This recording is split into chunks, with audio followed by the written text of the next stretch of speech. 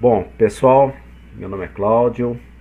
Vou fazer alguns vídeos sobre esse assunto chamado DCGs, Definitive Clause Grammars, em linguagens declarativas. Bom, como o assunto é extenso, serão vários vídeos, né? Então, um deles nós vamos estar falando aqui a motivação, o histórico, né? O seu uso clássico para processamento de linguagem natural, que está tão em evidência, né? E vou tentar apresentar os principais conceitos aqui com exemplos reduzidos, né? Aí vou desenvolver aqui uma gramática regular para mostrar o exemplo, né? E alguns exemplos. E vou terminar aonde foi a minha principal motivação de fazer esse estudo aqui sobre DCGs, né? Então, nós vamos aqui passar por essa notação estendida dessas linguagens declarativas, tipo Prolog, e nós vamos fazer uma coisa que é bastante, uma tarefa cansativa e enjoada, né, das linguagens declarativas, tipo Prolog e Picat, é quando você pega um arquivo texto qualquer e você não tem um scanf, um cin do C, né? Você não tem um scanf, uma leitura formatada. E aí você não tendo essa leitura formatada, você fica perdido porque não são linguagens tipadas, né? Ok, então essa é uma motivação, esse é o principal uso que eu descobri e, digamos assim, e claro que processamento de linguagem natural já vem desde os anos 80, né, quando um dos criadores do Prolog ele estendeu essa notação do Prolog para atender a entrada de linguagem natural. Então, linguagem natural que a gente está conhecendo hoje, digitando na internet frases e o computador reconhecendo, isso já vem de algum tempo, né, da década de 50, lá com os estudos de Noam Chomsky, mas utilizando numa metalinguagem estendida do Prolog, isso vem dos anos 80, né? Então é isso aí que nós vamos estar trabalhando, que vai ter essa flechinha aqui, quem viu o Prolog, né? E essa metalinguagem aí nós vamos discutir ela. Ela utiliza o que a gente chama de uma recursão à esquerda o tempo inteiro, né? O primeiro que ele vai buscar é uma busca em profundidade à esquerda, né? E a unificação de uma variável ela vai terminar com um vazio sendo aceita se não houver mais nada para buscar. Então, claro que conhecimentos de Prolog e Picat, né, são bem interessantes para você não ficar perdido aqui. Eu até tenho alguns vídeos antigos de Prolog, vocês podem buscar aqui no meu canal, mas depois tem um vídeo do Marcos Trisca que se chama The Power of Prolog. São muito interessantes em inglês, mas são muito legais. O Marcos Trisca é a principal referência mundial de Prolog há muitos anos. Esse tema, as DCGs, eu não vou traduzir, eu vou estar chamando DCGs o tempo inteiro. Um exemplo inicial eu peguei dessa empresa, da LS Prolog, certo? E esse aí é o site, é a referência de onde eu peguei o exemplo inicial que eu vou tratar. Se você conhece gramáticas, compiladores, muito bem. Você vai se sentir bem em casa aqui com alguns termos que eu vou estar usando. Então, o que nós vamos fazer basicamente é um analisador, né, sintático, e esse analisador sintático aqui, que são os parsers, né, por assim dizer, eles vão funcionar como um filtro. De onde vão vir os dados? Vai vir de um arquivo texto.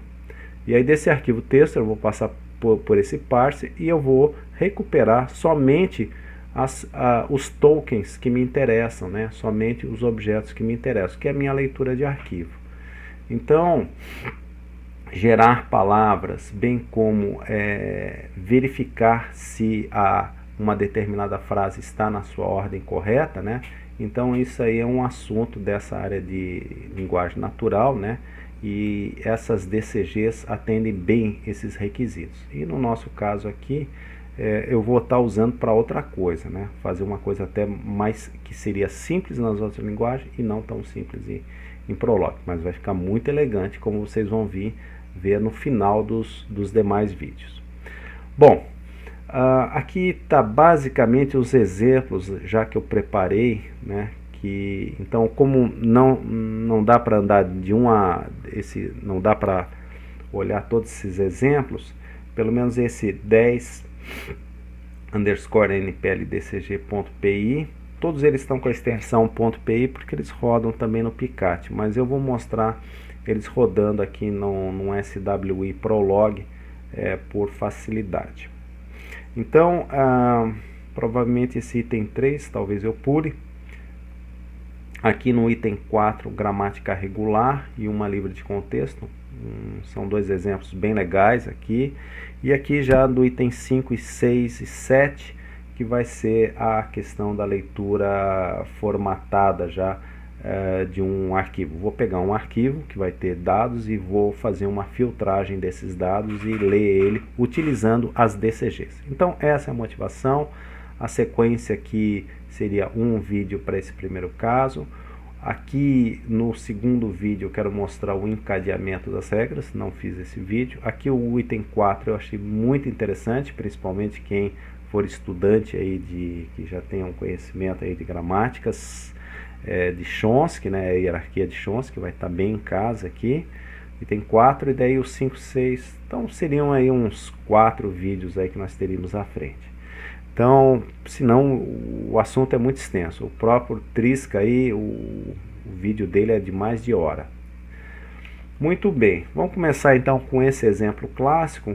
A ideia é assim, ó, quando você está falando uma frase, né, nós vamos estar aqui usando sentença. Eu estou mantendo aqui essa árvore aqui em inglês, depois no próximo vídeo tem uma árvore lá que eu construí, mas essa aqui, como é um exemplo que vocês vão encontrar em todos vídeos, estudos e livros de Prolog, é alguma coisa parecida assim. Olha, eu tenho uma frase ou uma sentença, essa tem uma parte nominal de nome, né? Vai ter um nome, vai ser composta por um nome e uma parte da frase verbal, a frase verbal. A parte da frase verbal eu tenho um verbo e um advérbio. Então, por exemplo, aqui, o porco correu rápido.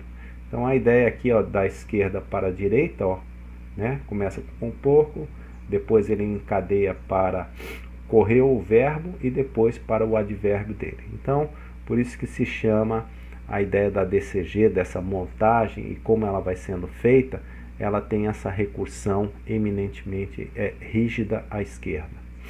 Muito bem.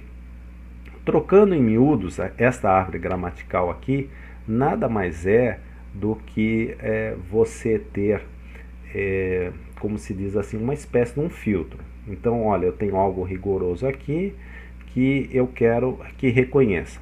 O porco correu rápido, cachorro. Então, por exemplo, a frase, o cachorro não estava dentro daquela árvore lá, mas ele pode, digamos assim, ser o resto da sentença, e isso pode ser útil como um filtro. Então eu reconheço aqui nessa parte o nome, eu vou inferir nessa parte aqui um nome, né, que vai se dividir, que vai ter essa entrada correta, completa aqui, ó, o porco, aí correu, aí o porco aqui seria, digamos assim, reconhecido nessa parte aqui dessa ramificação.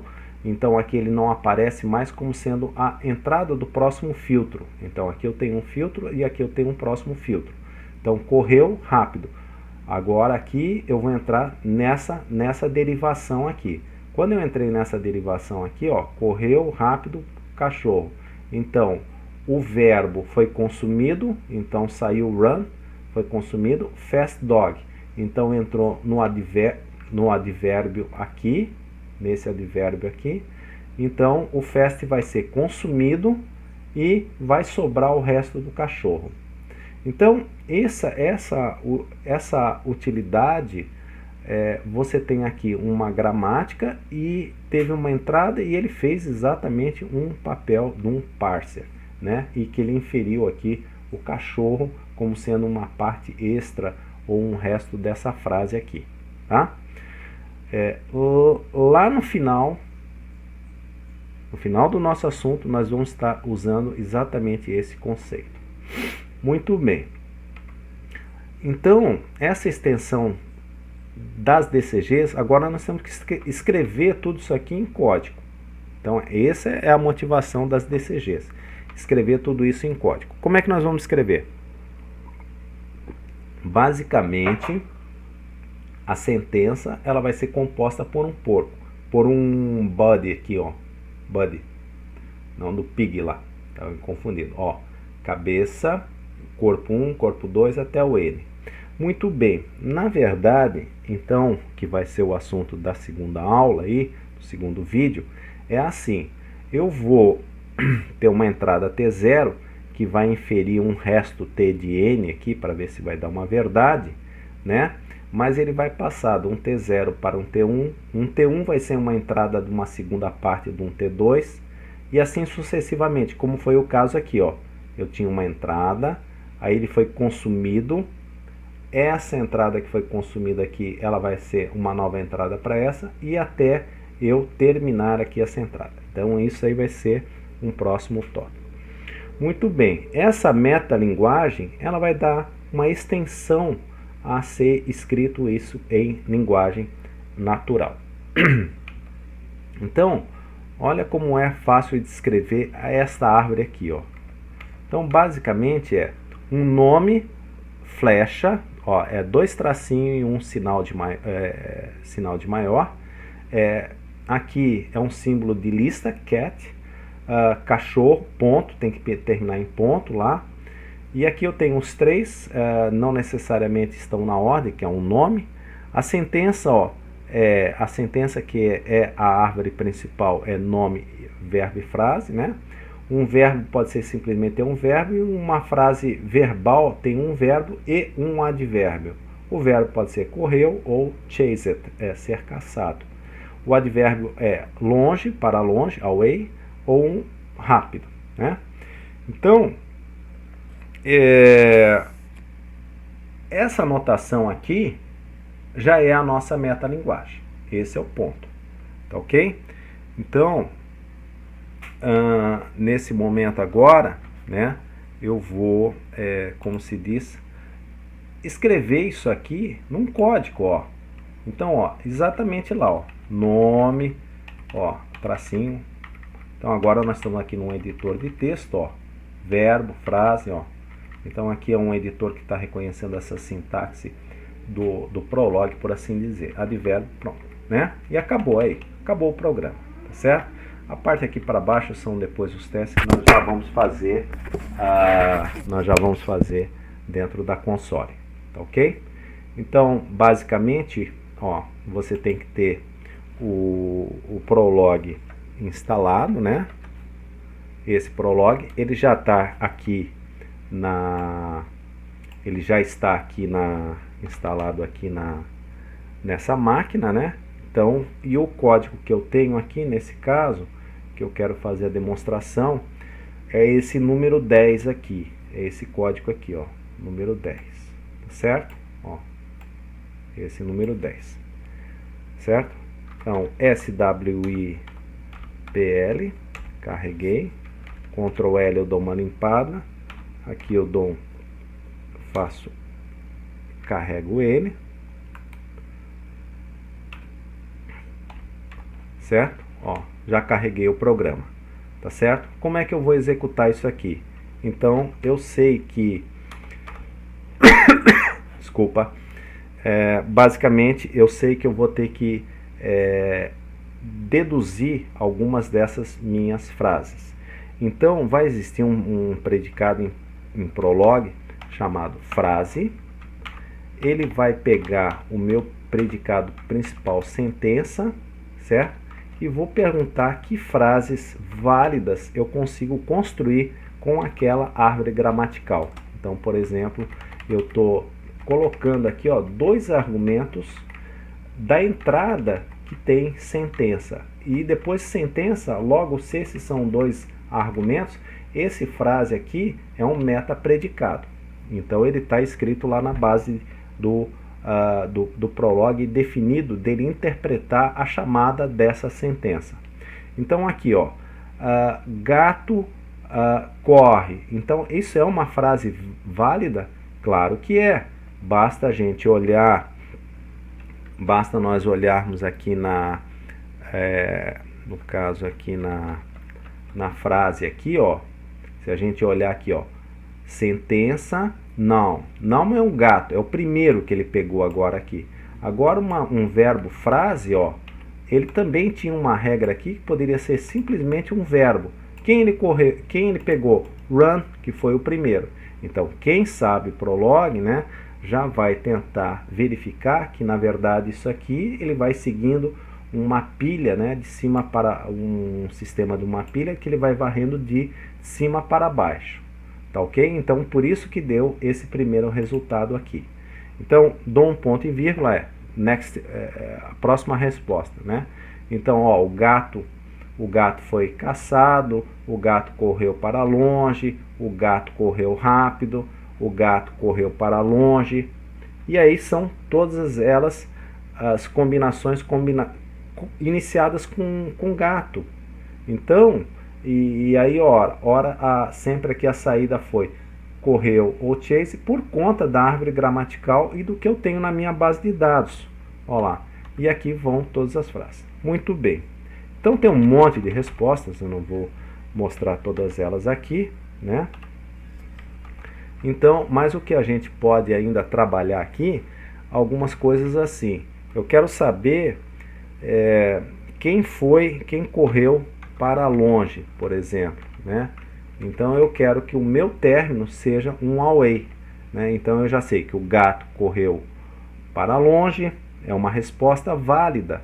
Então essa minha entrada aqui, x aqui, né, é uma resposta aqui válida que eu tinha, ó. E claro que vai ter as duplicações aqui, ó. Vão ter as duplicações por conta da minha formatação da minha regra gramatical, né? Ou melhor, aqui é como eu no meu filtro eu tivesse inserindo esse objeto away, né? Então ele sempre vai estar lá no término da minha palavra. Então foi o caso daquela frase que tinha lá no início, né?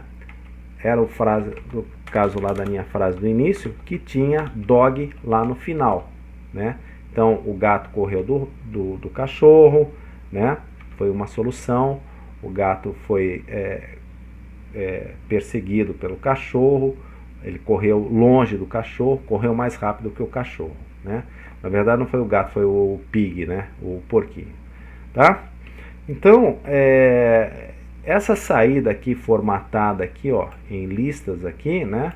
Ela pode ser uma entrada, né? Ela pode ser uma entrada que você pode dar, por exemplo, simplesmente você pode dar simplesmente aqui uma entrada, nesse caso, ó, em sentença. Então, sentença pode ser alguma coisa x, y, simplesmente. Então, esses dois argumentos que não apareciam lá na notação do DSG, eles vão estar acontecendo agora aqui nas DSGs. Então, ele é uma metalinguagem, ele traduziu isso aqui. Então, vamos ver as respostas que teríamos, ó. O gato correu, o gato correu. Então vão ser as mesmas respostas. Estão vendo aqui esse y aqui? Então este y aqui eu vou explicar melhor no próximo vídeo.